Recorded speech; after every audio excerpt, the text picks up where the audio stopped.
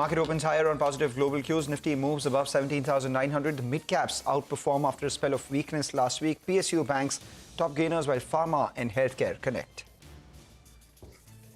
PE firm Advent will acquire a significant stake in Suven Pharma. Advent will also make an open offer to acquire a 26% stake in the company. Managing Director Venkat Jasti tells CNBC-TV18 that there will be a maximum promoter stake dilution of 50%, while Advent will eventually get controlling stake in the company.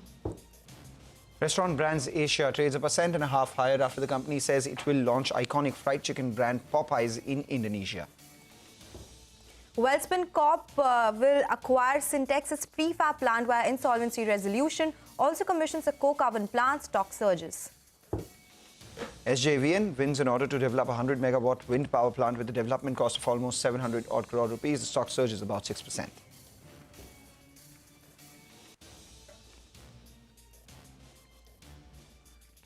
Good morning, welcome to Chartbusters. You're on CNBC-TV18. I'm Sonal Bhutra and with me is Mangalam Malu. Well, what a start to the week it has been, right, Mangalam? A 125-point uptick on the Nifty, and the SGX Nifty was not indicating major moves, so to say. There was largely weakness that we saw in the Asian markets as well. But yes, that's not something we are seeing today in our own markets. A 550-point uptick on the mid-cap index. That index turned negative for the year on Friday, but today again it has come back. And again, the important cue, last trading week of this calendar year. Yes, it is. It seems like a totally different week from what we left on Friday, and the mid-cap index is, showing that. But then again, the question is that what does one do from here? It was oversold. Now it's seen a bit of a bounce back. Do upsides see some resistance or not? That's the question that we'll pose to Shivangi Sarda, who joins in from Motilal Oswal Financial Services. Shivangi, good morning. I mean, the first hour has been strong, but we run the risk of running into resistances. Absolutely. Good morning, Mangalam and Sonal. Thank you for having me on the show. So we've seen that, Nifty has respected its crucial support of 17,777, which was the earlier resistance, and now it is acting as a crucial support. So now some sort of a role reversal can be seen, and this level can be acted as, and, it's working out really well. We've seen in today's session. Now, overall structure has taken a bit of a pause. We've seen that, after 3 sessions of, downside, we are seeing some sort of a pause over here, and we could expect some range bound move. So now, a hold of 1777 has been, taken, but now index has to cross 17950 to 18081, for the stance to change. So overall bounces is going to be there. We have to decisively cross and hold above 17950 for an up move towards 18,081 plus levels. So now it's the time to remain really crucial. It's anyway the last week of the series, and as we head towards the year end, we could see some sort of a pause, some sort of range bound move. Even in Bank Nifty, from the last 2 sessions, we've seen that it has been outperforming, as in it has not been facing so much weakness as compared to Nifty. We've seen that even today it covered the entire losses of the previous sessions. So now 41,750 would be a crucial support, and upside we could see a resistance around 42,500 levels. Okay, and Shivangi, what would your individual technical picks be?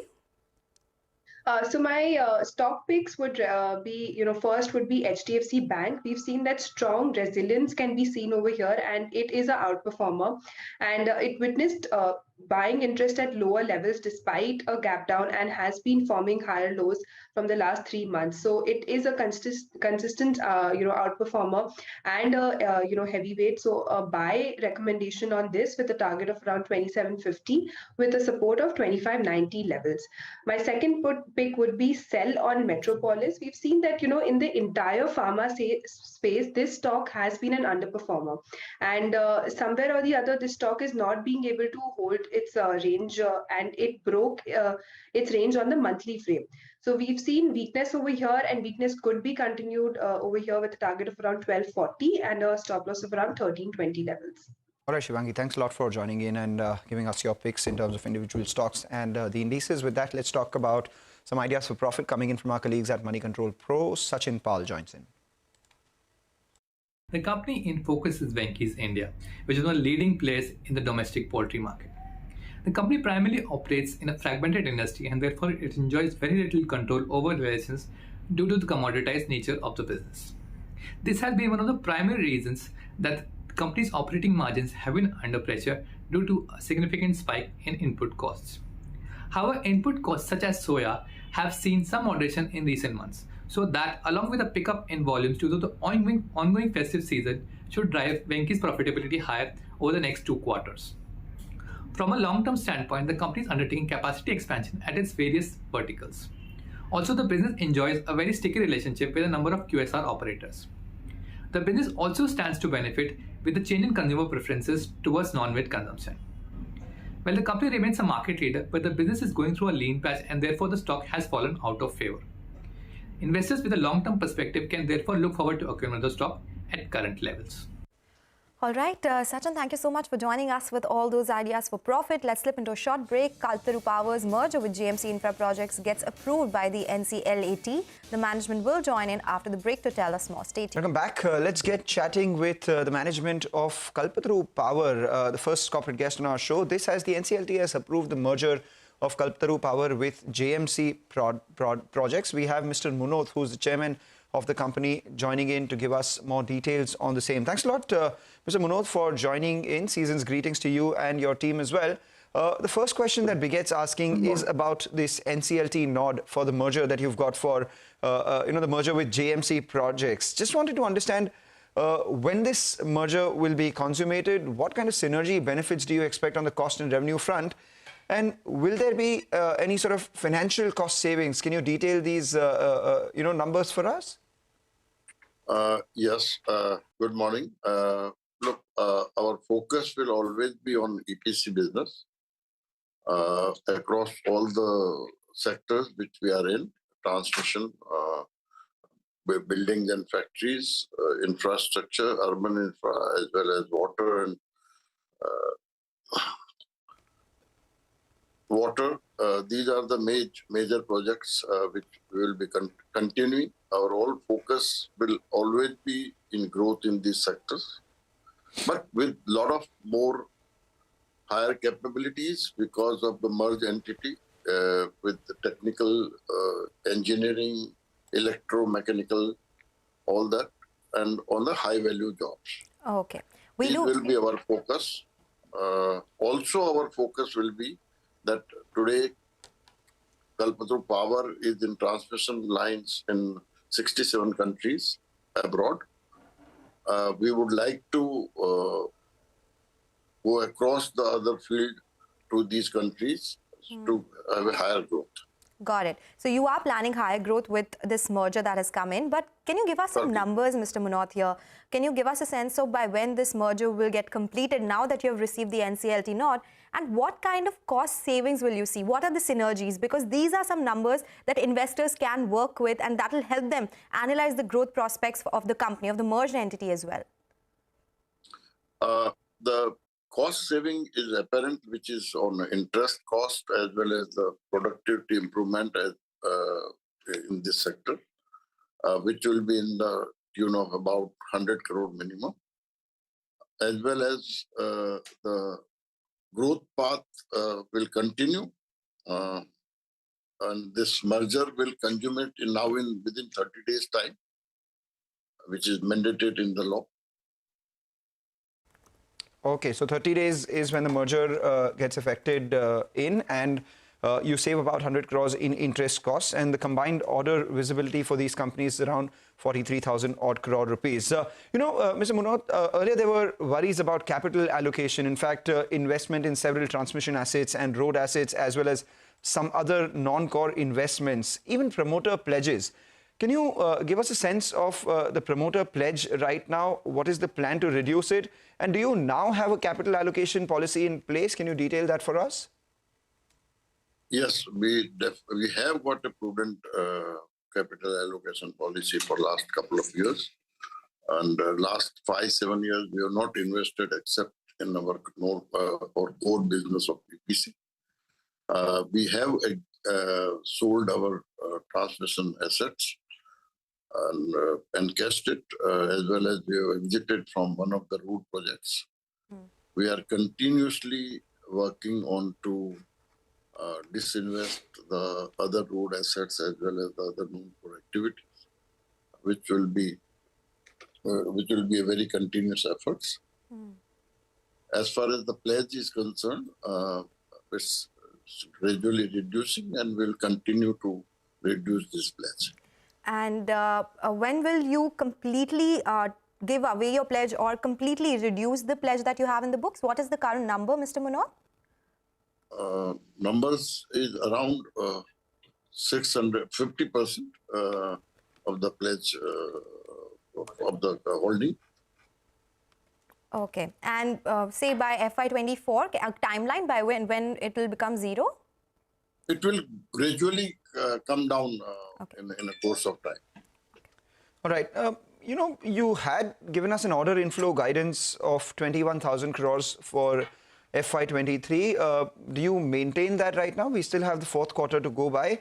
And with this combined business, what is your order visibility for FY24? Today we have got an order book of about 40,000 crores, plus we are in L1 in 4,000 crores. We will be definitely in target of our achieving 25,000 crores in by 25. As far as the current year's order book is concerned, we had a target of 21,000 crores. Out of this 16,000 crores we have already obtained, and we are confident that remaining remaining will also be achieved by the end of the year. Okay, take that point.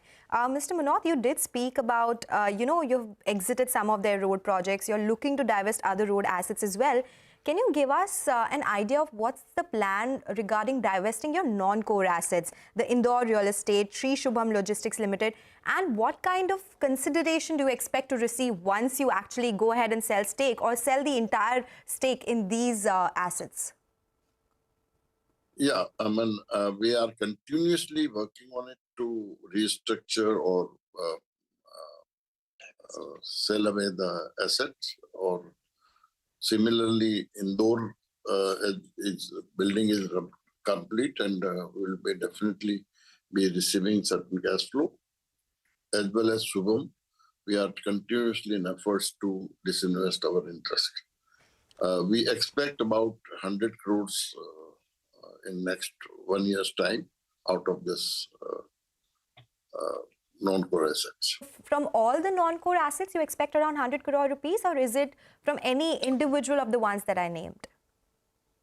No, it will be mainly from Indore, basically, and if we get other disinvestment done, then it will be further.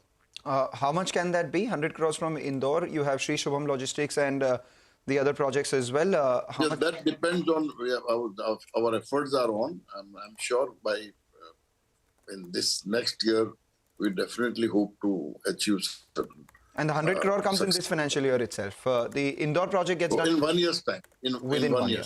Okay, take that point. And finally, before we let you go, FY23, I mean, earlier you had a guidance of 15% on the revenue with profit before tax margins of 4.5 to about 5 odd percent. Do you maintain that? And now that we're also looking at FY24 with a consolidated entity, what kind of numbers can you guide for? Yes, we are confident of achieving 15% growth all across, and as well as the margins, what we have projected on an EBITDA of about 9%, we'll definitely be able to achieve. Okay. All right, Mr. Munot, thank you so much for joining us here today and speaking with us and answering all those questions patiently. It was a pleasure speaking with you. That's the word coming in from the chairman of Kaltaru Power Transmission. They are expecting synergies here, cost savings, that is interest cost savings of around 100 crore rupees. The combined order book of both the entities is 43,000 crore rupees. And yes, they are changing the structure, looking at selling some non-core assets as well. From the real estate asset, expect to get in around 100 crore rupees. The stock is up 23% in last 3 months. Slip into a short break now. We'll get you more on markets and other specific details on the other side. Welcome back. Still tuned into Chartbusters on CNBC-TV18 and markets picking pace. It's the mid-cap side of things which are looking really good. Nifty also at the day's high, up 0.8% as we speak. And again, mid-cap index has surged further. So it's a 2% gain on that one. And PSU banking index, that is also the one which is making a comeback today. So that index is the top gainer with a gain of around 3.5%. In the broader markets, a lot of movers. So we have Union Bank, which is up 7.5%. There's RBL Bank, which is up 5%. PNB up 5%. So a lot of buying that we are seeing in the financial space today. The other names include the likes of IEX, REC. These stocks are up anywhere to the tune of 3 to 4.5%. So yes, a lot of traction in the mid-cap space. And today we are seeing it bounce back, and how. Well, with that, we'll move on to the big story of the day. Advent has confirmed it will buy a significant stake in Suven Pharma. Advent also plans to make an open offer to acquire additional 26% later. Earlier today, we caught up with Venkat Jasti, who's the chairman and managing director at Suven Pharma, to learn more about the transaction. Let's listen in. Eventually, the Advent has to get the controlling stake. That's what the after the 26% open offer they will launch. That's what the intent is all about. So the maximum will be diluting is around 50%. We've been telling that we are looking for a strategic partnership, but this thing is a combination of strategic partnership along with the financial partnership. The value creation has to be more, and the commitment and the things what we do in terms of the commitment to customers and the passion with which we do the things and the focus of the business will remain as same. Right, it's the banking index which is doing well as we speak, 500 points higher for the Nifty Bank, and 2022 actually for banks has actually brought healthy loan growth and profitability. The challenge of growing loan books in the face of rising interest rates has not become daunting as yet, say banks, as they are in a pretty strong position to deal with these challenges. Abhishek Kothari balances the books of 2022 for the Indian banking sector as we rewind the year. Well, 2022 has been a phenomenal year for the banking sector. Bankers have a reason to smile as they move away from the pain of NPA cycle to healthy loan growth and profitability. So talking about profitability, profits for the sector on a quarterly basis has increased from rupees 36,854 crores in Q2 FY22 to right now about 58,717 crore as of Q2 FY23. Now, factors that have helped in improving the profitability of the banks is improvement in loan growth and reduction in stress portfolio of the banks. So loan growth for the banking sector as of Q2 FY23 was at 16.44%, perhaps one of the highest that you saw from 1st of November 2013. The rise in loan growth helped in stronger top-line growth for the banking sector, which has helped the bottom line or the earnings of the banks. So the loan growth incrementally has been driven by the retail segment. Now corporates have started to come back for working capital loans as money market rates have shot up through the roof. So capex-based demand going ahead may augur well for healthy loan growth rate for the banking sector.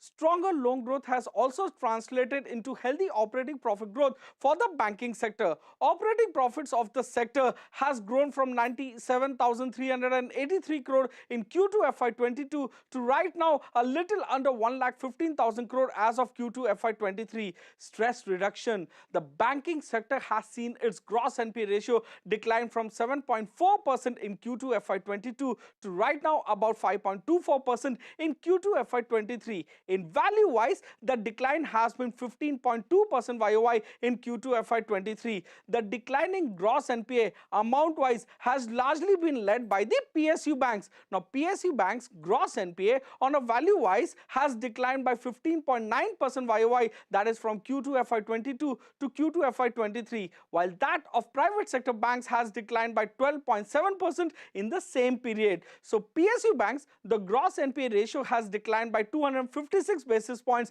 from Q2 FY22 to Q2 FY23, while that of private sector banks has declined by 119 basis points in the same period. Banks' balance sheet has strengthened with their core provision coverage ratio increasing from 69.7% in Q2 FY22 to right now about 74.6% in Q2 FY23.